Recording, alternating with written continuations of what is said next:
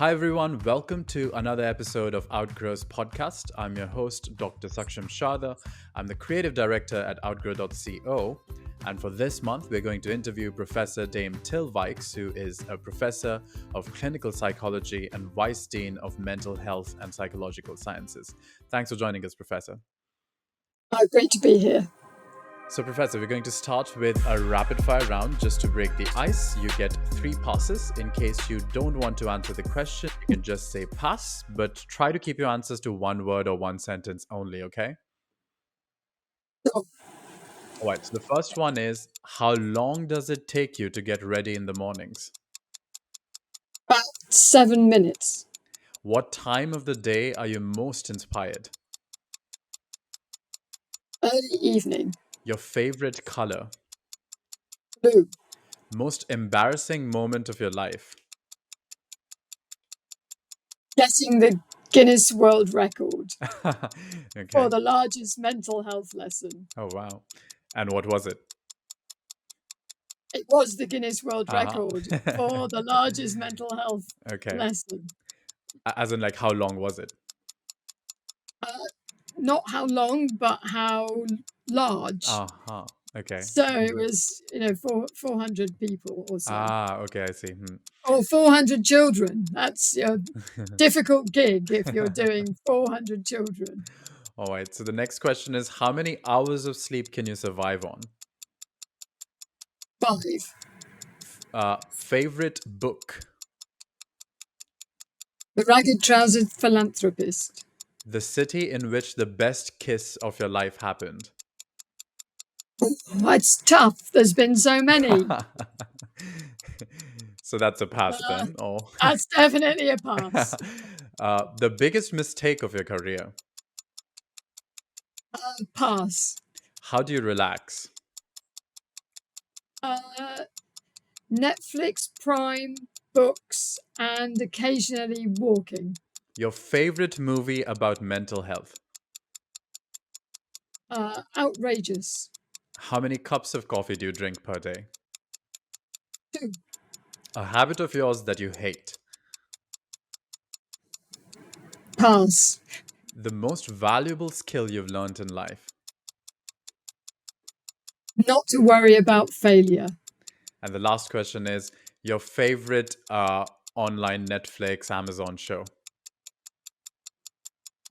Ted Lasso. Uh-huh. Okay. All right. So that was a rapid fire round. You did quite well, just 2 passes. So now we're going to move on to the bigger questions, and these you can answer with as much ease as you like. And the first one is, can you discuss a specific project or initiative you have been involved in that uses digital technology to improve mental health outcomes? Okay, well, I've been involved in quite a few, Mm-hmm. so it's tough choosing one. But I suppose from the beginning, I helped develop an online treatment, computerized treatment, Mm-hmm. blended, so it involves a therapist, to help people with a diagnosis of schizophrenia with their cognitive skills. That's because we know that people's cognitive skills can predict their poorer recovery as they go through life in general. So the idea is to improve their cognitive skills and then get some functional recovery, and particularly to concentrate on their own personal goals. So it's called circuits, and we have evidence now for its effectiveness as well as its efficacy. And we also know now how to implement it because we've just finished a study on different ways of implementing circuits and what is the most cost-effective way. So, what are some of the ways in which these cognitive skills are being improved? Okay, well, the software program includes both sort of exercises and tasks. So tasks are a bit like the kind of games that you might play, very neutral. And it's very important to provide neutral tasks because otherwise people get a bit anxious if it's a real life task straight away. And they learn skills like problem solving, breaking down, planning, chunking information, learning how to memorize something. Most times people do have some of those skills, but they've forgotten to use them. Other times they don't actually, because a problem for people with schizophrenia is it starts very early, and so they may never have developed those sorts of skills.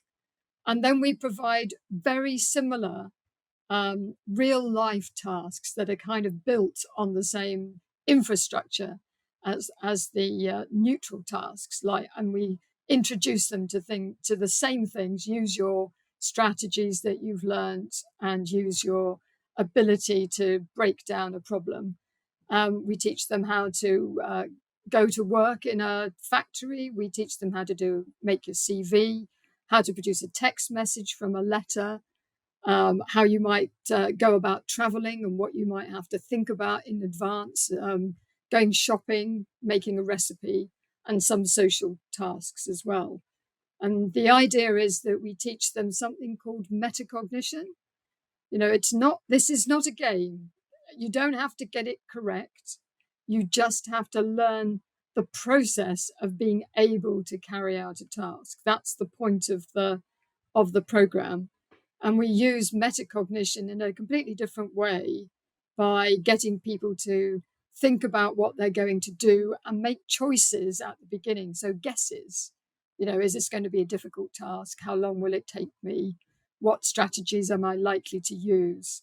And then at the end of these exercises and tasks, they make those same decisions, and they can then reflect on how they may have said it took them 15 minutes at the beginning, but they were overestimating because it actually only took them 3. So the idea is to help people reflect on their behavior, and not just to learn the strategies, but to learn when to use those strategies.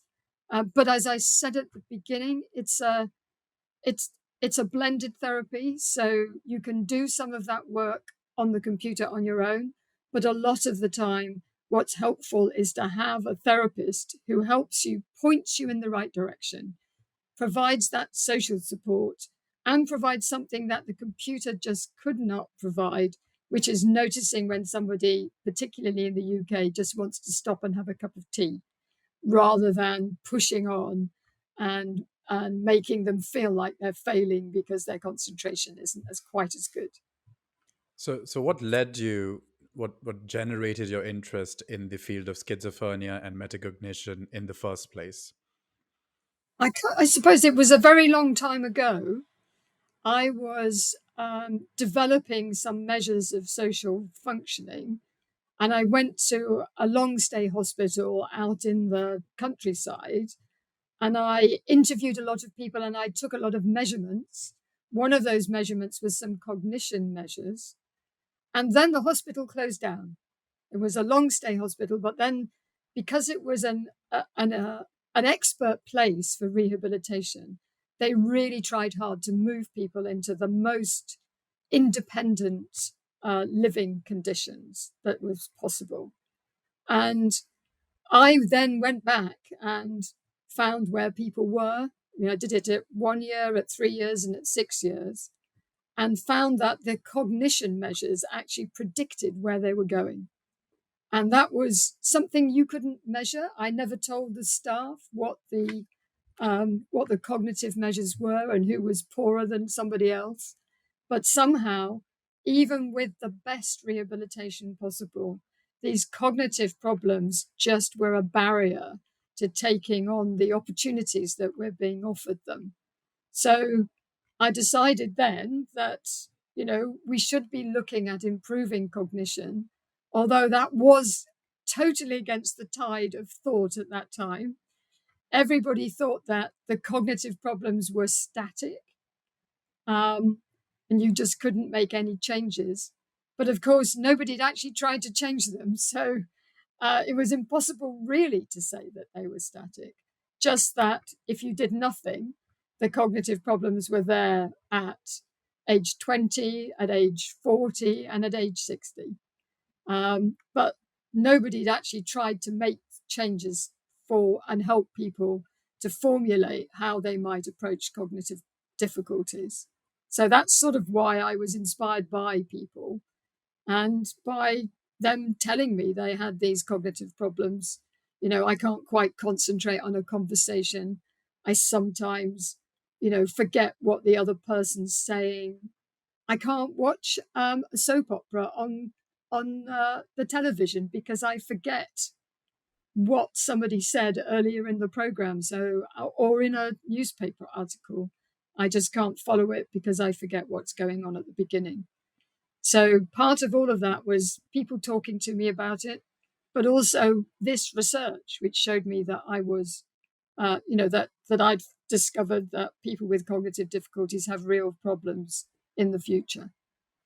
And were digital solutions the first thing you thought of, or did you also think of other solutions first before you came to I tech and digital? definitely was led kicking and screaming to the digital world. Um, so first of all, we used some sort of paper and pencil tasks, still with a therapist. Um, And then we did a study with very young people, and they started to tell us that, what we were doing was boring and why couldn't we do it on a computer? So we then developed the first computerized cognitive remediation program. And it's sort of gone on from there. And it was mainly, again, because, people value the skills of being able to use a computer. So when we started, even the young people hadn't got that many skills because many of them, as I said, a diagnosis of schizophrenia happens early and it develops over a period of time. And often people fell out of school and didn't have the kind of background education or even access to computers and the digital space. So part of providing the computer was also a motivator for people getting involved. But I should say that these are not games. They don't have to be super duper avatars, coming out of the screen at you.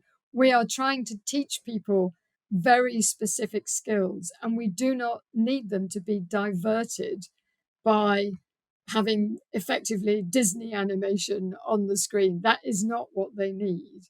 They need to be considering, how to approach a task and how they might think about using strategies they've learned out in the community in the real world.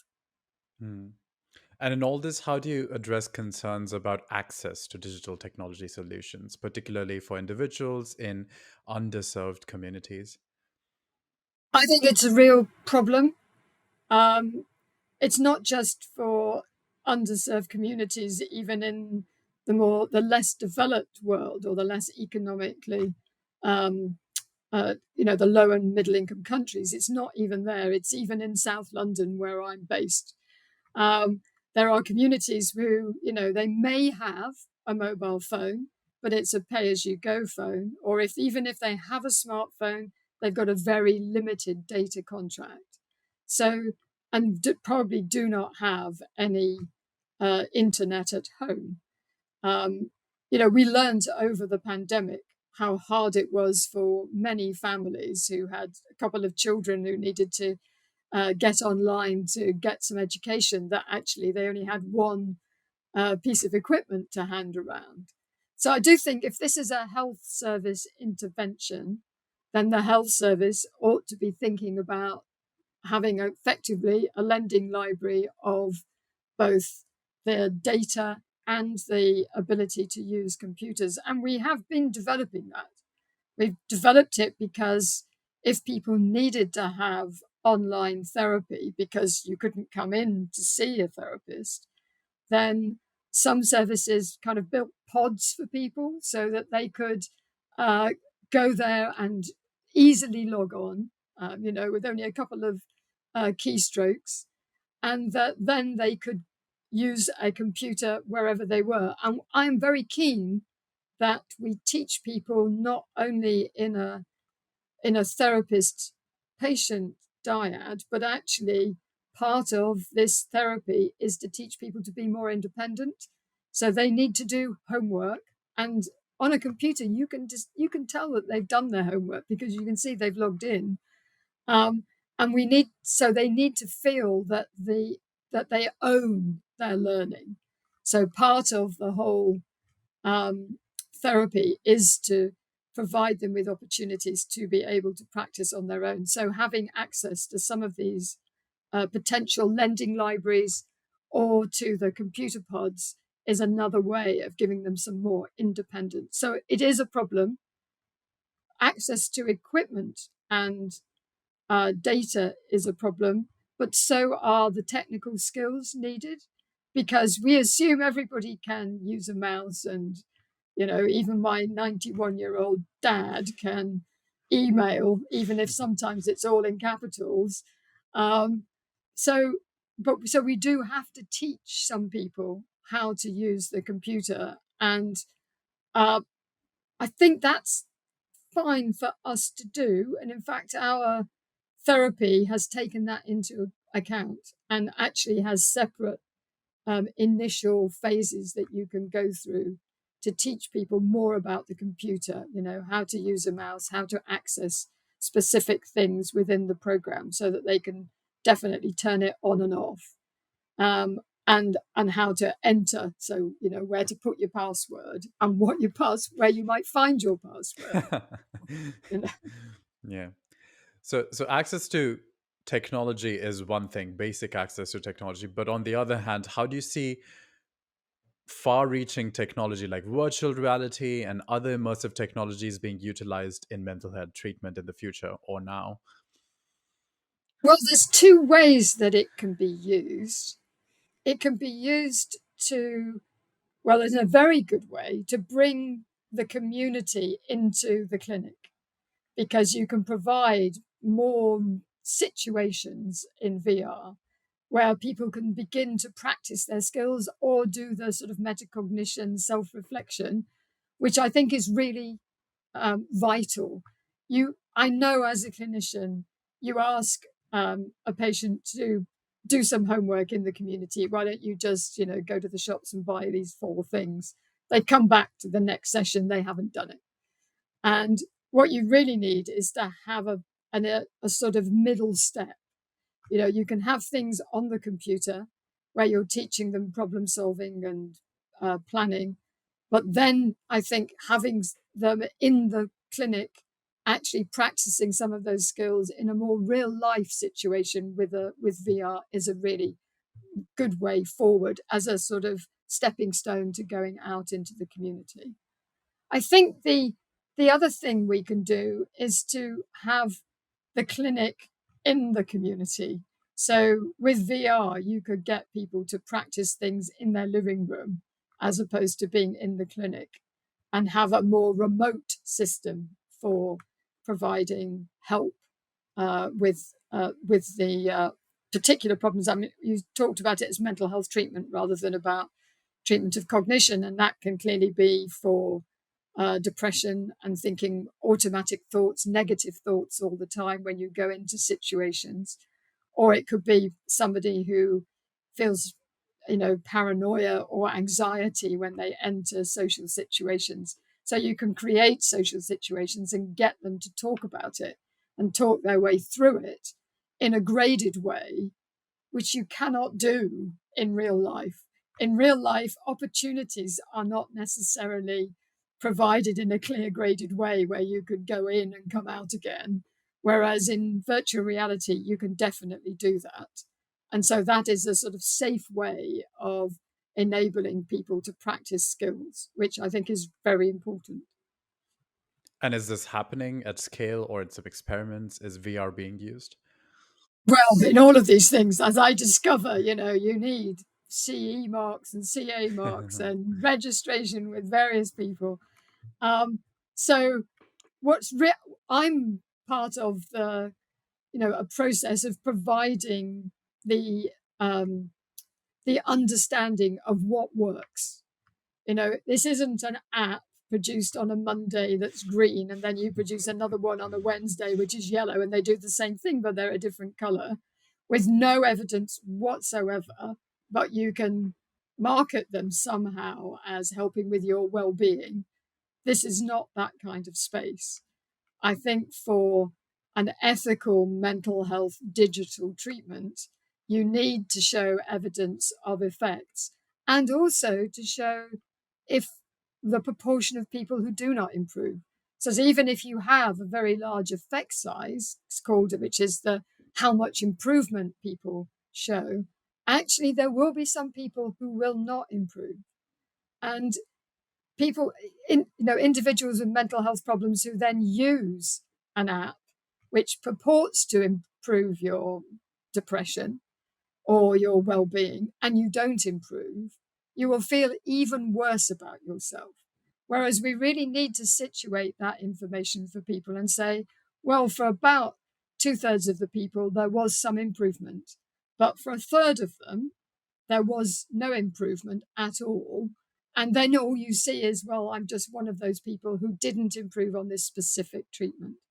And I think that's a vital way of making all of these digital treatments transparent so that you can see even before you press the button to download. I'm very keen on this, that you will see exactly what information this provides, not only things like has a test being done on it, but also on who was the test, because a lot of people do these well-being or depression studies on what we might call the worried well, people who are a little low in mood, but they definitely are not depressed. They're just a little low in mood.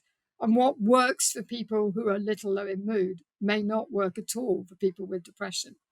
So I think you need to know what you're getting. I mean, when you go to a supermarket and you look for cornflakes, you can look on the back of the packet before you actually buy it and compare two boxes of cornflakes. You can't do that with an app.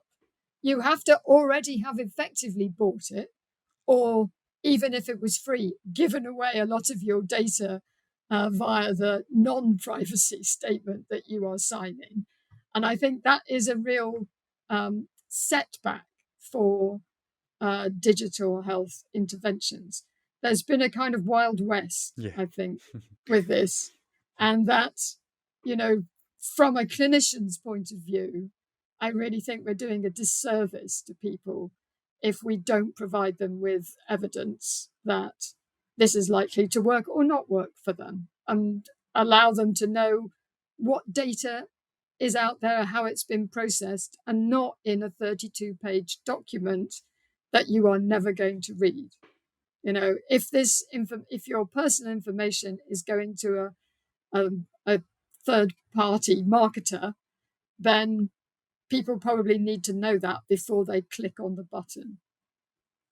And do you think there's going to be a backlash against this Wild West kind of treatment of a very crucial thing like healthcare?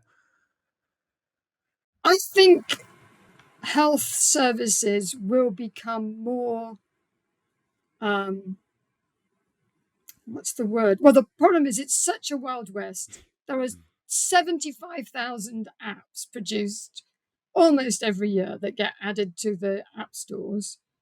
And we've no idea what they are, who produced them. They may say things like, this has been produced on cognitive behavioral therapy principles. Most often they're not. They haven't really been tested properly. And I suspect some health services will begin to say, we're not paying for something that we don't know whether it works. And certainly in the National Health Service in the UK, you have to go through lots of hoops to be able to show that something works, so that it can be prescribed in the NHS. Similarly, for the FDA in the States.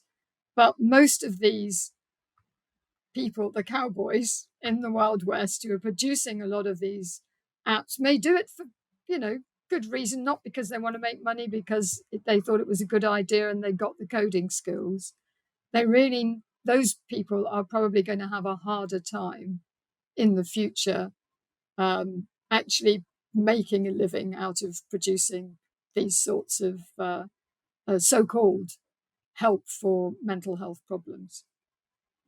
And so, what do you think are, well, in a different topic, what do you think are the steps being taken to integrate these digital technology solutions with traditional forms of therapy and treatment? What's the future of that? I think there's a big future in that.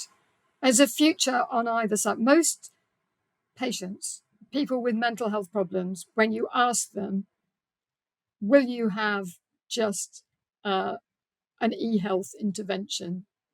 They will say, no, we don't want it instead of seeing a person, but we will still use it if it's as well as seeing a person.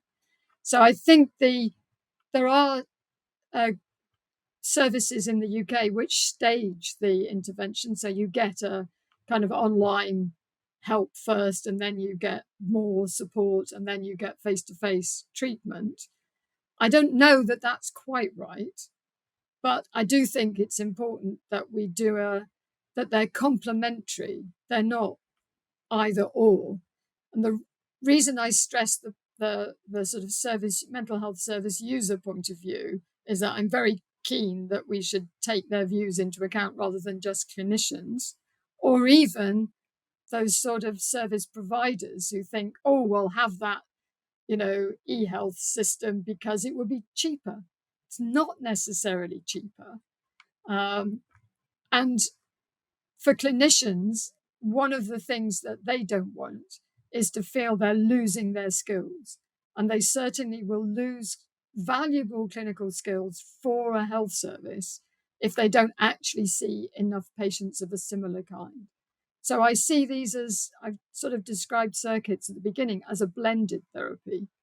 It's a therapy where we help to introduce the person to the program. We stick with them to point out the things that they need to know because those things are not necessarily obvious in the computer program. And you don't necessarily want to, hit them over the head with big words on the screen saying, now you have metacognition. It's more subtle than that. They're acting as a teacher and a therapist and a supporter. And we know that social reinforcement is much the best way of helping people to absorb information. So they're there to do all those three things and and to step away and allow the person to become more independent as you go through therapy. And I think that's the best way to go with these therapies, that it will be blended, not definitely not an either or. Hmm. And could you talk a bit more about the supporter aspect of this? Because the teacher and therapist, I guess we have discussed a lot, but the supporter aspect? I think, um, well, the difficulty is the therapist and supporter kind of overlap they all overlap Yeah. quite a lot. So part of the support is that, if a person is faced with a new problem that looks too complicated, they kind of shut down and think, I don't want to do that. So part of the supporter role is to help them through that process in order that they should actually have a go. Because we know that people who do well in exams are the people who spend time thinking about the problem, not moving on fast and finishing quickly. It's when they spend time thinking about the problem and they become much more successful. So part of the supporter role is to do that work. And it's very hard for a computer to do that work. I think, computers could step in as teachers and no, I don't doubt that they could step in as a therapist, although, there's a lot of chatbots around that would think they could. Um, I think that you need that kind of support. I don't know whether you've come across it before, but you're faced with a really complicated statistical analysis and you think, I'm never, ever going to be able to do this.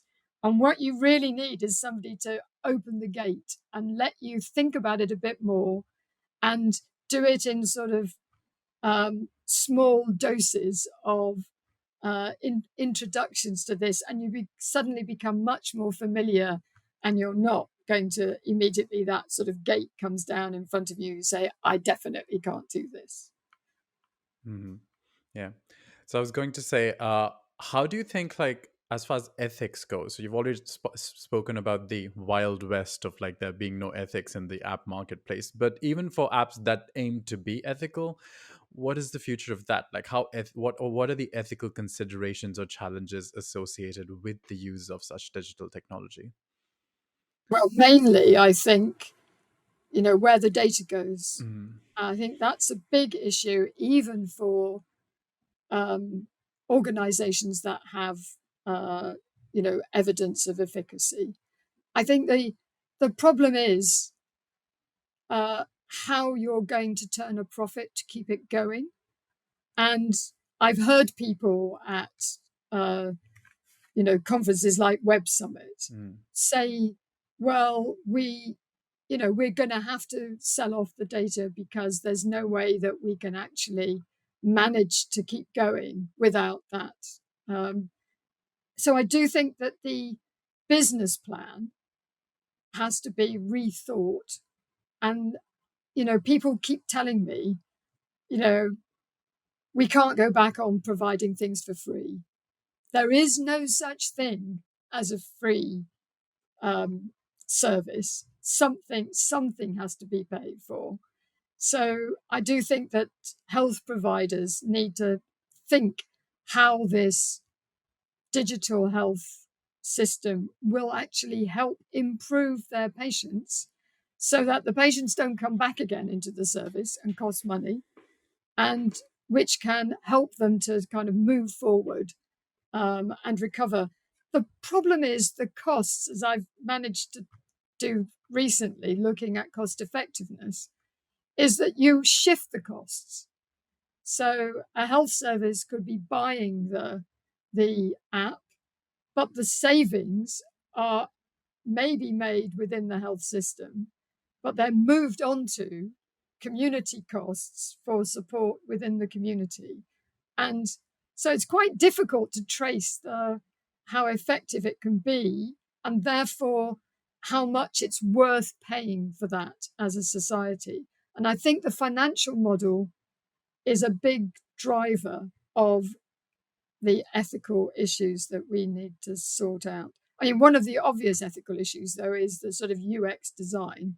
It's, what you really need is to have service users there at the beginning, not at the end looking at feasibility, but actually saying, this is the sort of problem you need to solve, not the problem that you thought you were solving when you woke up this morning, just because you knew how to code it to produce that app or health measure. And I do think the ethics are a lot to do with transparency, trust in what you're doing. I had four T's, but I can't remember the other two. T for I call them T for T principles. So it's sort of trust for transparency kind of issues, which we really need to have um, in this field because it has kind of run away with us. All right. So, as a person at the forefront of the field we're talking about in general, what is your prediction for the next 10 years, the next decade, but then the next 50 years, and then the next 100 years? Where is this headed in general? Uh, Schizophrenia, all of this, yeah. Okay, I think the let's talk about the infrastructure Hmm. first because that is a big barrier. I think the infrastructure is just going to be built, you know, and I also think that we learn. I said that were these issues about equipment in low and middle income countries. Actually, we should be learning from low and middle income countries. What's the lifetime of a phone in those countries as opposed to in the UK and in Europe? Um, so I do think there will be more access to an internet rather than the internet. That some people may begin to pay for services which they would have got for free today because of the issues about security and privacy of data. but also about the Wild West as well, which is like the Mastodon and Twitter issues at the moment. Who knows what will happen to Mastodon, but it's clear that Twitter is losing followers and its market share because of the way that it's managing data. And if companies begin to build up that trust, there's financial incentives to do that. I then think that because of that, because the infrastructure will change, I think it will become much easier. It will be thought of as a community resource, just like water is, and that we may be paying somewhere in our taxes for that service, but that will allow much more of these. I think blended therapies are where health services are going to go. I think there'll be more remote provision of therapies. I think we learned that during COVID, the sort of telehealth type approaches, which of course they've been doing in Australia for a very long time because people are so remote. And I think there will be more services that are developed, but I suspect fewer companies will be making them. I think there is not a sustainability, I don't think, of the market as it is. So, no matter how enthusiastic you are, you probably need to start with more money than you think. It's unlikely it's going to be in a garage somewhere in Palo Alto. So, I think that's for the next 10 to 50 years. I think between 10 and 50 years, we'll have better sort of visual, virtual reality. So I think we'll get better avatars. We already have something called avatar therapy, actually, at the institute where I work, where you build an avatar that looks like the voice you hear in your head. And then the therapist, again, blended therapy, the therapist actually speaks through the avatar. And it's a very uncomfortable feeling because the avatar sometimes say terrible things, but you then react to the person's voice when because often the voices will go away if the person actually takes control. And it may be we do that now, but it may be that we can begin to automate some of the process of speaking to a person. That would take the load certainly off the therapist, even if the therapist has to guide some of this. And I think we'll have more blended therapies. This is up to 50 years. I don't know. I think 15 years ago, if I had had to imagine the future now, 15 years ago, I would have had terrible trouble, trying to think, even though I knew people who were writing the internet, writing the code. I don't think I would have realized how big an issue it would become. And if you go back even longer than that, 25 years ago, lots of things really changed. And, maybe we will have, for health, little implants for people measuring people's blood pressure continually, like they do for people with diabetes, where it measures your blood sugar. Maybe we'll have other, bits and bobs rather than tattoos. We'll just have these things stuck to the outside or on the inside of us, measuring something which is important. And that's quite likely to be the case in the future. And there will be other breakthroughs. There will be other breakthroughs in learning more about why we get some of these problems, like, developing schizophrenia. And we might be able to prevent some of them. But I don't know and that may be helped by having a kind of observational individual data, which is collected via a Fitbit or by your smartphone, in terms of speaking on the phone and recording your speech and learning something about you from your speech tones or where you're walking. I mean, I do that now, actually. Oh, I'm really sorry. That was. That's all Okay, so those are the sorts of things that I think might happen, and we're looking at ways to predict relapse in the future from active and passive means. So by speech, by GPS signals, by just passive accelerometers in your either in your phone or in your watch to try and predict relapse in depression and schizophrenia. I think we might have cracked that by year 50, and that might help us then in the next 50 years to prevent some of these difficulties arising. We will never be able to prevent life events. Life goes on, stuff happens, and the stuff that happens will have an effect on us. So traumatic events will always have an effect on us. So we won't be able to prevent everything, but maybe we'll be able to predict a few things. Mm-hmm. So leaving all that behind or in front, because it's the future, the last question is a bit of a personal kind. It is for you. The question is, what would you be doing in your life if not this? I think when I was little, I did an awful lot of reading in our village library. I ran out of the children's section, so they allowed me to go to the non-fiction section of the library.